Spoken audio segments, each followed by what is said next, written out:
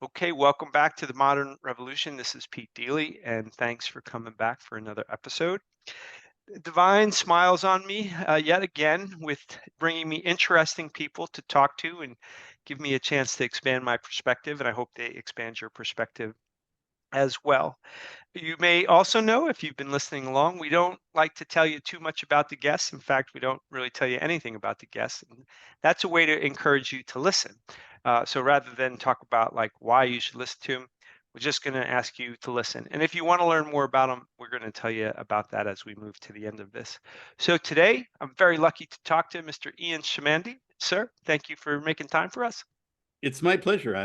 Thank you for having me here. So we like to start with a general idea of trying to understand how you're applying your energy in the world. So if I may ask, what problem are you trying to solve in the world? Um, the problem that I'm trying to solve is personal intentionality. Okay, How in control of your life are you? nice. Right? And I can tell you from my own experience, and I probably shouldn't say this, is Right. I've had 4 careers. Okay. They were all by accident, Okay. And if you had said to me, what would you tell yourself coming out of university? It's Right. like, you know, be more intentional in your life, Okay. right? Have a sense of what you want to do, have some guidance. Right. Where do we get that guidance, right? Hmm. And, I know some people turn to religion, but that's more sort of religious or spiritual guidance. Okay. Where do you turn to guidance for what kind of career should I have? What kind of family should I have? Right. Um, you know, how do I want to, what do I want to do in my spare time? Where do I want to vacation? All Right. these questions, these are important questions in your life. And what we do is we answer them with the best available information, Right. you know, which is whatever we've got in our head and whatever Mr. Google finds for us, Sure. right? But none of that information is rooted in who you are. Right.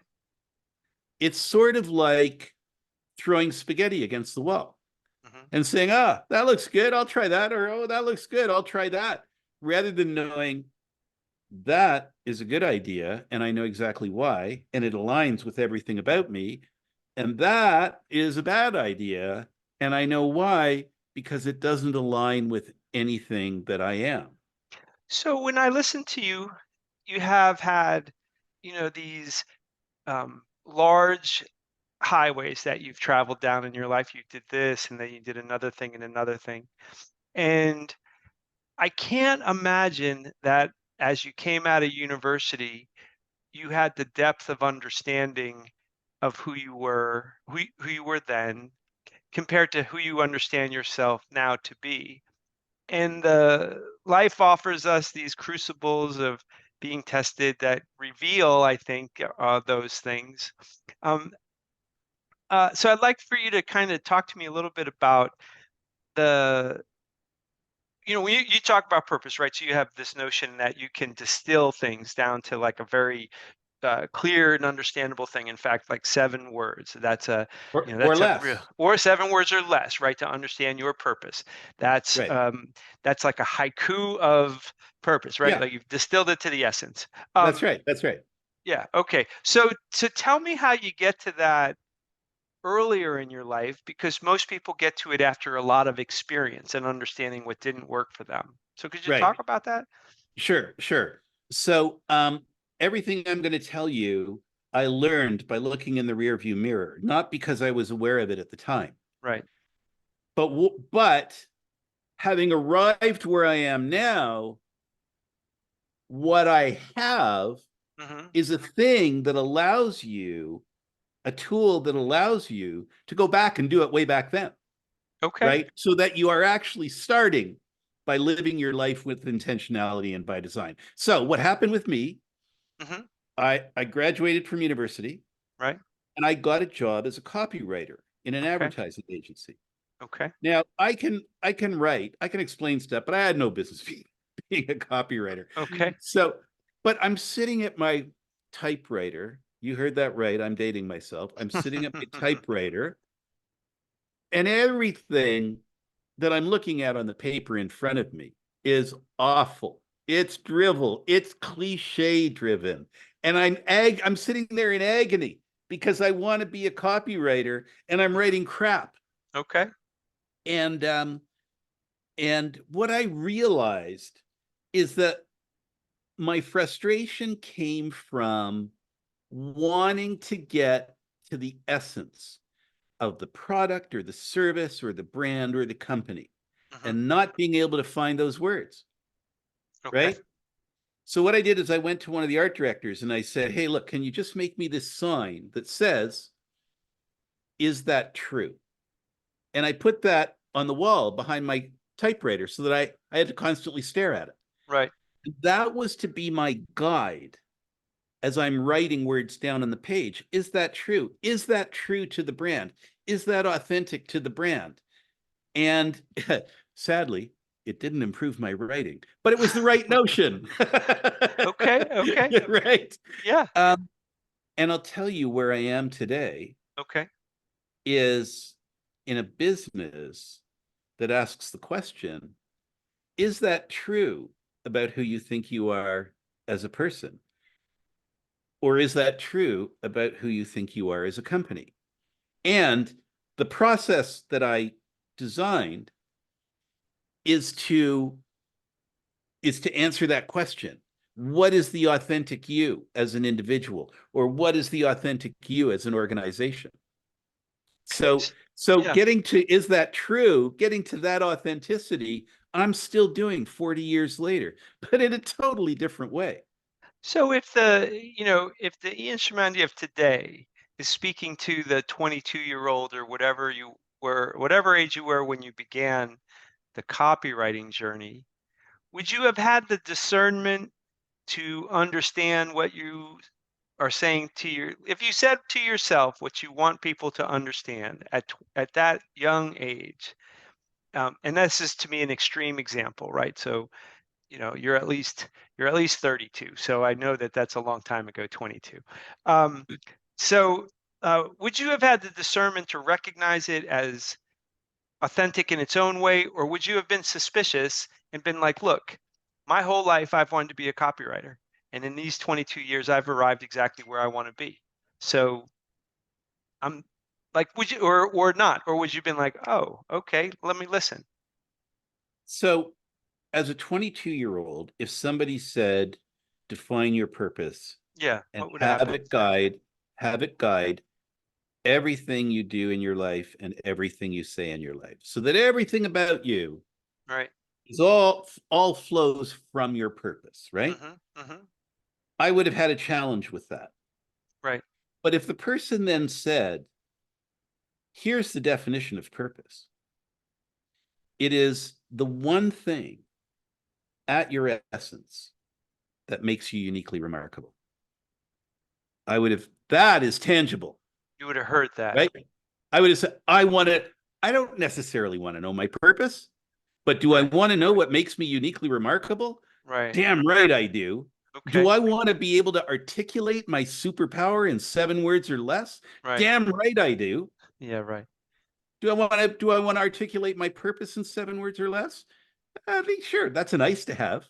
The Right. other Right. is a need to have, knowing your secret sauce. Right. And so that would have hooked me. Okay. That would have And made sense to you. Okay. Yeah. yeah, Good copy in a sense. and it my definition didn't come from here, Right. but Picasso validated it for me Okay. because he has the famous quote, um, the meaning of life is to find your gift. The purpose of life is to share it with the world, right? So I just rephrased that as, your purpose is to find your gift and share it with the world. Well, Right. what's your gift? Your gift is the one thing that makes you uniquely remarkable, Right. right? And So yeah. that's different from, like, if you say, what makes Springsteen uniquely remarkable? Well, he's a gifted songwriter about Americana. And it's Hmm. like, no, that's just one aspect of his life. That's Right. one shadow. If you think of your purpose, what makes you uniquely remarkable, as a stone, that's just one shadow being cast from the stone. Everything else in your life, everything else you do, they're also all shadows cast from that central stone that is your purpose. And when you can articulate that, then you can do it by design with intentionality. You can live your life. So did you come to decide that you wanted to help other people rather than just take, is your, I'm not quite sure, we haven't asked you this question for like you to describe the, your purpose in 7 words, but I'm curious if as you came to the understanding, you've done these different careers, you've had these different roads, did it come to you as an epiphany that this is in fact what I want to do, or did it happen incrementally over time? Like you had this experience and that experience, and it moved you towards wanting to put your energy towards helping people understand what makes them uniquely remarkable. Yeah, it's a great question, because um, everything that we've talked about so far is about purpose or what makes you uniquely remarkable. Right. But what's behind that, Okay. driving all of that, Hmm. is that I'm a strategist. Okay. I see the world in strategy, Okay. right? And in strategies that work. And I have a lot of frustration. I don't mean to be immodest, but I can see holes in stuff. Right. And I can see holes in logic. I can see holes in business models. And, companies try to either don't see those holes or they try to paper them over. And I show them this is really serious. You can't paper that over. So what I am is a strategist. And what I've created through purpose and through my course is a way to do life strategy, Okay. right? What makes you uniquely remarkable becomes your guidance for life. Can I give you an example of that? Please. Yeah. I think it, yes, please do. Yeah, we were pretty abstract now. So, I had a business colleague, brilliant woman, and one of the many things that made her brilliant was I think she graduated from high school when she was 16. She had an honors MBA by the time she was 20. Um, and uh, and she was 5 years into a CEO gig. And we were just having a drink after work one day, and she said, "I'm really bored. Company's running itself, and I think I need to look for, my next engagement." Now, when she started working for that company, it was on the verge of bankruptcy, so it was in big trouble. Okay. And she just put her head down, put the blinders on, focused on fixing that business. And 5 years later, she did such a good job that she put herself out of a job because she's bored. It runs itself. Okay. Now, here's the weird thing. She said, "But I'm scared." And I said, "Why are you scared?" And she said, "Well, because I feel like I've been sequestered away for 5 years and the world has passed me by. I don't know if my skills are relevant anymore. I don't Hmm. know if I'm relevant anymore. I don't know if I can get another job." This was her third CEO gig. Right. Right. This woman should not be feeling this lack of Yes. confidence, but she's human, Right. so she does. Now Okay. we call these trigger events because you're looking out into the future and you don't have clarity. Hmm. And because you don't have clarity, there's an event that's causing that lack of clarity. I want to make a career change, or I got fired, so I'm being forced to make a career Right. change. Yeah. Yeah. A death, graduation, Sure. retirement, empty Hmm. nest. These are all trigger events. And when you have a trigger event, you don't know what the outcome is. You can't see the solution in the future. Right. And when you're uncertain like that, you feel anxiety, right? I agree. So that was the source of her anxiety. She just had this uncertainty about the future. And I said, "Okay, let's go through this process. We're Okay. going to define your purpose and let's see where that takes us." So, I just got her to talk. And what became very clear was that she loved tire fires. She loved, Right. Big problems. companies that were in the ditch, Sure. sinking ships, Right. and companies that were doing well bored her. Hmm. And so the worse shape the company is, the smarter she got because the more she got engaged, right? Okay. Yeah. So now she wants to join a new company, and there's employees there who don't know her. The company is a tire fire. And so they've been battered and bruised for years. Right. And now they've got a new leader, and they're just going, like a bunch of sad puppies going. And on top of that, they're at the edge of a metaphorical minefield that they now have to cross. Okay. And what my friend does, I imagine her in battle gear and her helmet, right? Sure. And she's standing there at the edge of the minefield, saying to all these people in this tone of voice, "Don't worry, I have a plan, and I'm going to get you safely across the minefield." It's like that's what they want to hear. Right, right. That's Yeah, yeah, that's yeah. like, okay, good, good. Just get us there. Just get us Sure. there. I'll Y- follow you, right? Right. Remove the anxiety. Yeah, give some certainty, a ground to stand on. That's right. That's right. I'll get you there. Don't worry. Don't worry. Sure. And so when I said to her, what comes to my mind is the expression "leading safely across the minefield," Hmm. and she went, "Oh, that's me. That's what I do. That's what Okay. I want to do." Right? Yeah. Because the challenge is there, and the ego hit from beating the challenge or meeting the challenge is Sure. there Yeah. for her. All right. So the reason I was telling you this is because I want to show you how it acts as a decision making tool. Before our conversation, before her purpose came out, Hmm. right, leading safely through the minefield, what makes her uniquely remarkable? Um, she didn't actually know that she loved tire fires. But now that she's got a purpose, when headhunters come to her and they say something like, "Hey, there's this really big successful company, and they're dying to have you run the company," and her answer immediately is no, no, no, I'm not interested in running a successful Right. Yeah, company, yeah, yeah. right? Sure. And and then if that same recruiter says, "Well, there's this pile of steaming junk over here, but I don't want to introduce you to that because, oh my God, nobody wants that pigsty." And no, no, That's her. tell me more. Tell Tell me me more. more. Right? Sure. Right. So I mean, uh, did she need, how much experience did she need to be able to find it? So does the tool work independent of this point? She's had the experience of, I went in and I did this, and that's actually what I want to repeat. Or is it that there were themes in her successes that gave her insight into what really were, leading safely through the minefield? Like, is that dependent on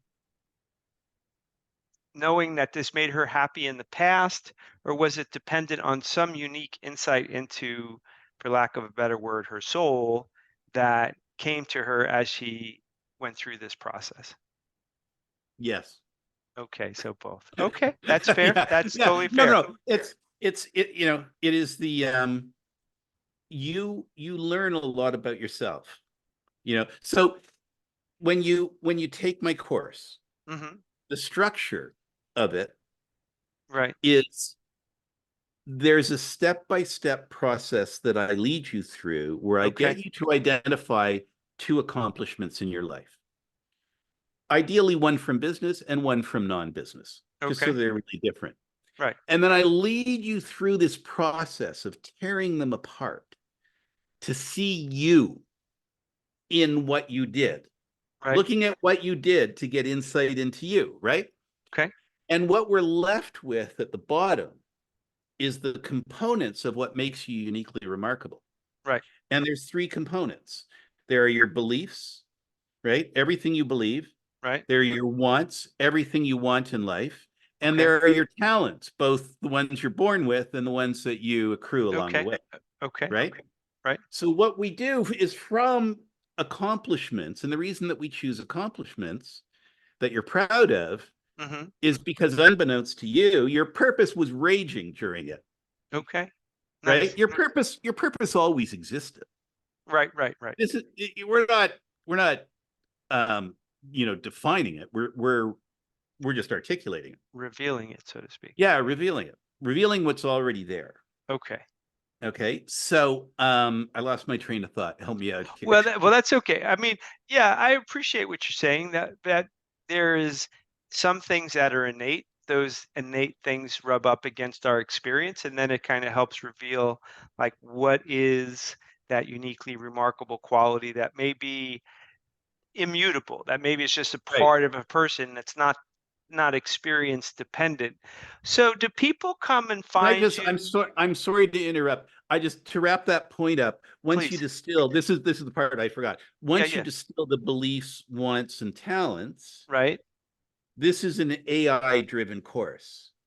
And AI that we call wordsmith, because it helps you find the words, right. you that becomes the raw material that you use AI to then Interesting. come up with your 7 words or less. Because Okay. you're going to try lots of different variations before you hit on the exact words. But when you hit on the exact words, You'll know it. yeah, yeah, your reaction will be like her, leading safely through the minefield. Oh yeah, that's me. That's me. Yeah, Mine yeah. is transforming confusion into clarity. Oh, I love that that's my secret sauce. yeah, yeah. Yeah.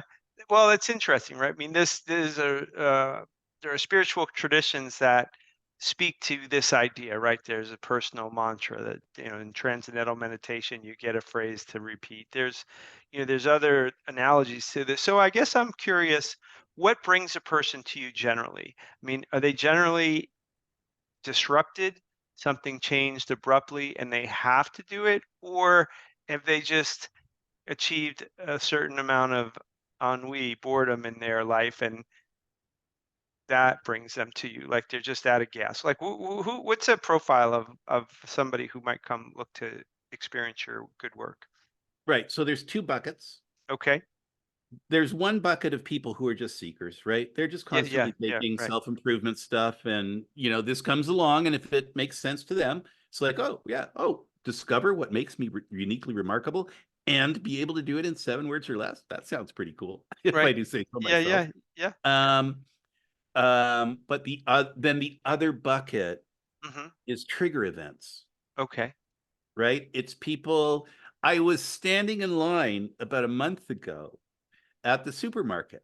And there were these 2 middle-aged women behind me who obviously knew each other because they were chatting away. Yeah.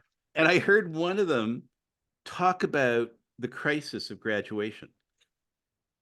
Okay. The The crisis of crisis. graduation, because graduation creates uncertainty. Now Right. the kid's coming home, right? Yeah. Oh God. Now I got him back in the house again. What's that going to be 4 years later, Right. But also, what are they going to do? Are they going to get a job? Are they going to, how long are they going to be here? Are they going to move out? Am I Yeah. going to have to keep giving them money? All this stuff. And that's just for the mother. That's the crisis of graduation for the mother and father. The Right. crisis of graduation for the kid is, oh my God, I've got to be an adult now. What's next? Yeah, commencement, right? It starts. Yeah, That's the yeah, yeah. beginning. Yeah, yeah.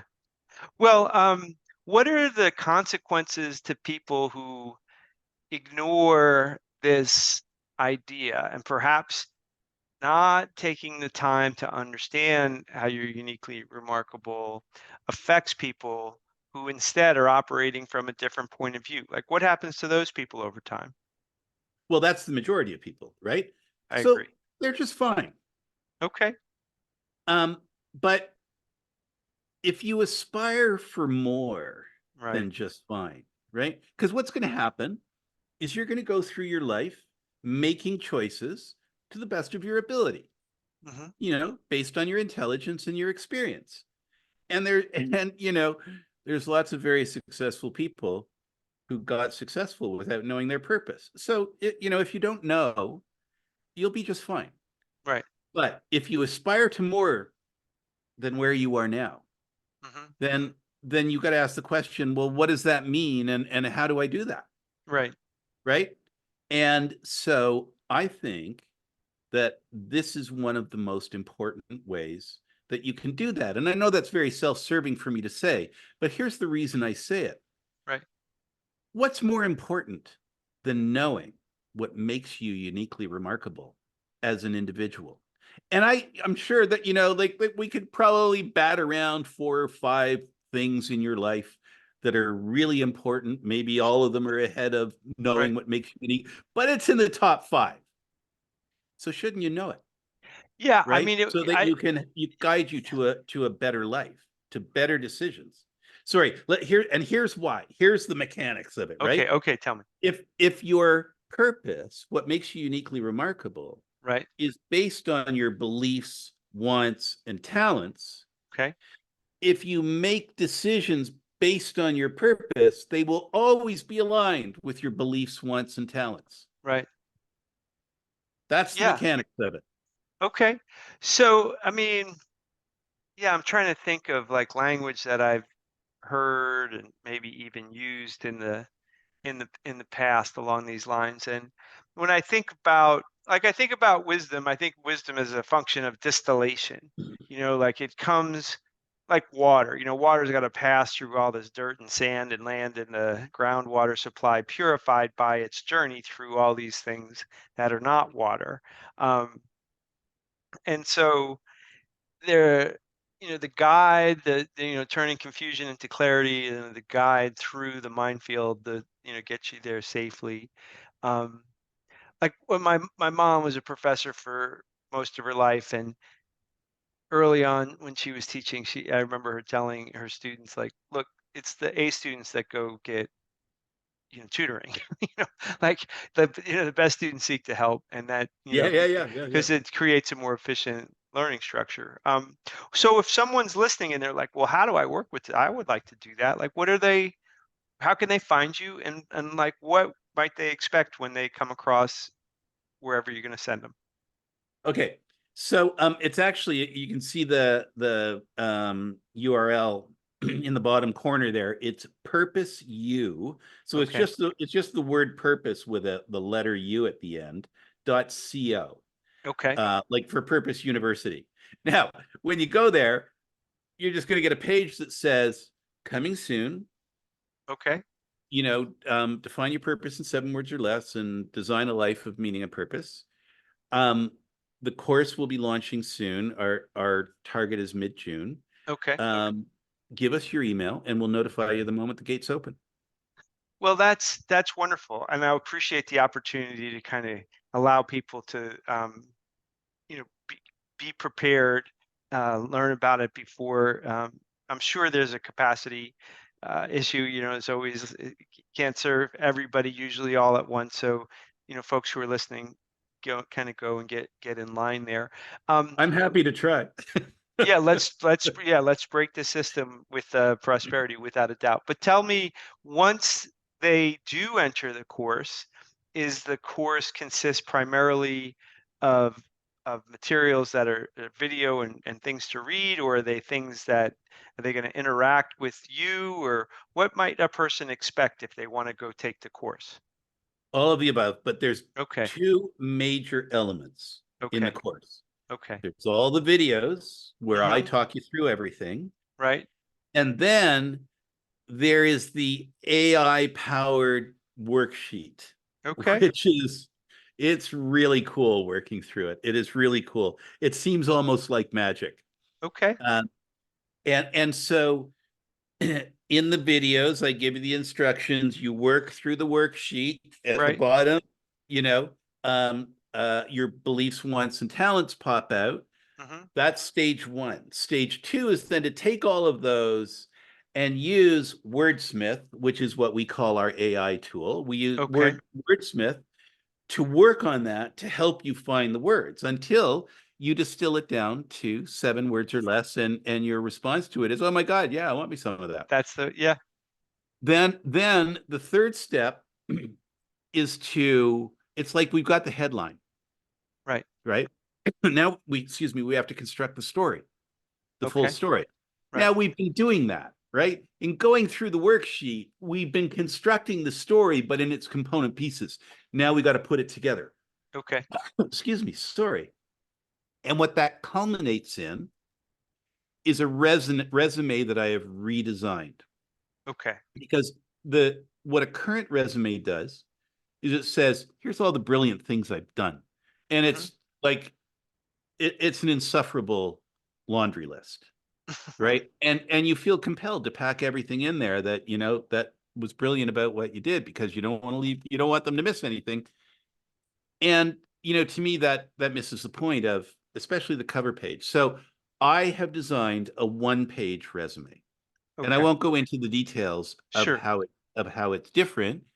Um, but what it does is, rather than say, here's everything I've done, it actually says, here's what I'm bringing to the table to help you move forward better. Yeah. Nice. Now, if if you're planning on being in the career change market, Hmm. resume is great. Right.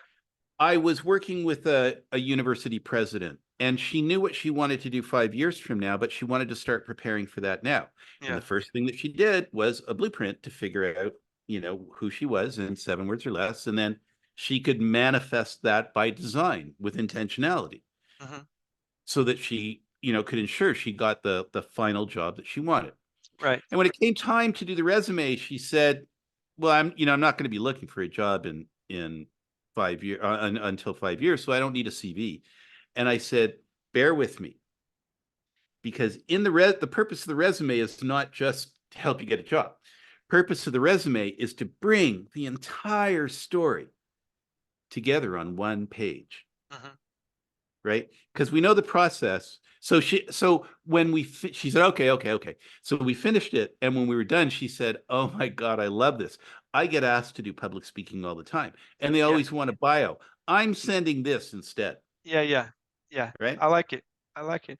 All right. Well, that's it. That's amazing. And as somebody who thinks about what's the expression, what's the Latin expression, memento mora, like remember we die, that it's a time, there's a time bound experience what we have here on earth. And so Yes. Yes. you've got it ends, and that's theoretical when you're younger, and then when you're an old dog like me, it starts to be less and less theoretical every It year. sure does.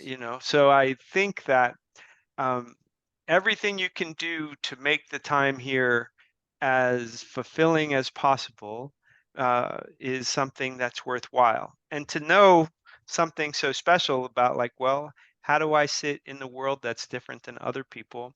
And then how do I behave out of this special thing is a good way, in my mind, to prepare yourself for a life that's goes in as much of an upward trajectory as possible. My life has definitely been a zigzag.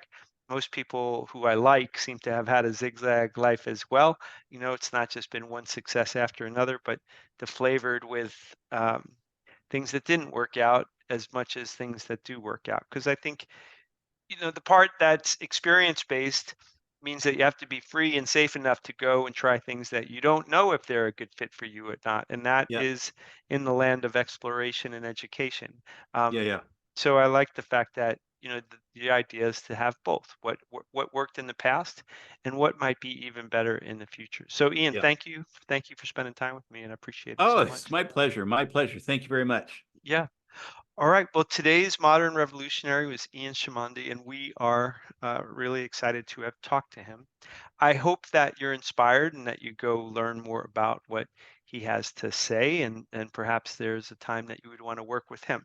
But equally, I hope that you're inspired to go and explore your own place in the world to say the things that you want to say, because the modern revolution needs us all.